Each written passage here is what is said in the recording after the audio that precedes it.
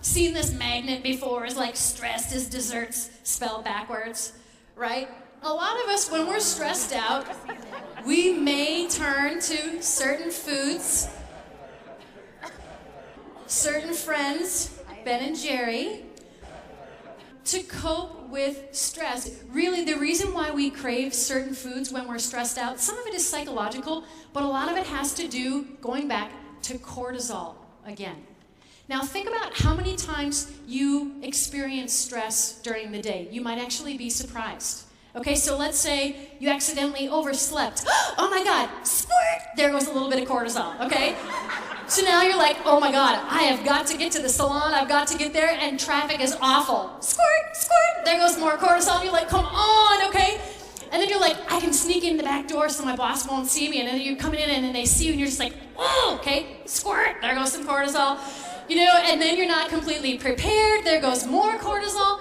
You know, so think about how many times during the day, just little things like that releases the adrenaline, the cortisol. So for a lot of us, it's not that we've got these really intense, oppressive stressors all day long, but we've got frequent bouts of stress, which is releasing cortisol. And remember, what's cortisol's job in the body?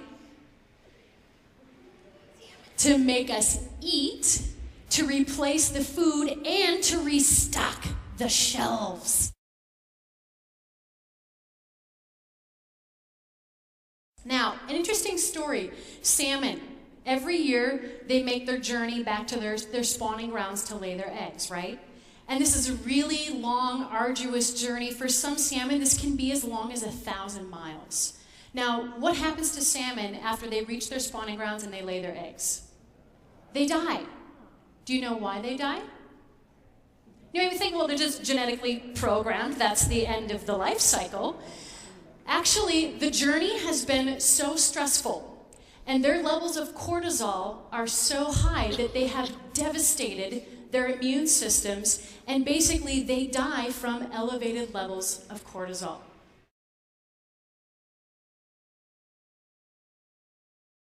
So this is very important too with stress management, isn't it? Talk about that. Yeah, as an exercise physiologist, I've actually designed this to release hormones in the body that combat stress and what I've termed as the cortisol crisis. When we're exposed to a stressful event, the body releases stress hormones that give us immediate energy to either fight or flee. And when we do that, that's intense physical activity. And that intense physical activity releases endorphins, which are the feel-good hormones, which flush out those toxic stress hormones.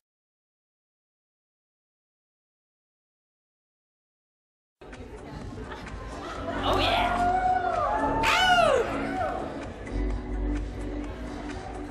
All right, that's time. Our next one. Plie squats. You're gonna stand with the feet wide, toes pointed out. You're gonna squat down and then you're gonna squeeze it at the top. All right, now I want you to pick up the pace because we want to get that heart rate up as well. There you go. Good. Squeeze those quads, squeeze those glutes. Nice.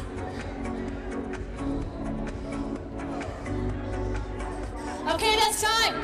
Last one. Nordic ski race. You are cross-country skiing, baby.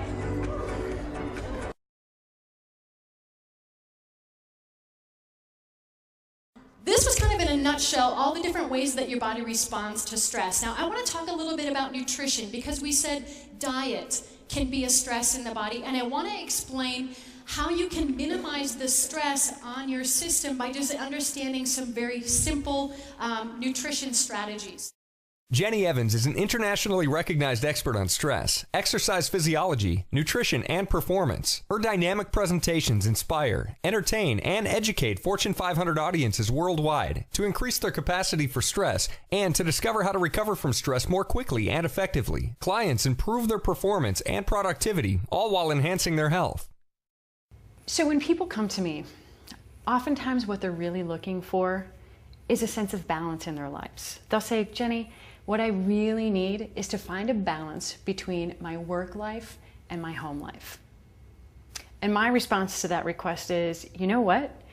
You don't have a work life or a home life. You have a life, one life. And it's impossible to split them in two. What goes on with you during the workday it's impossible to leave that. You bring that home with you.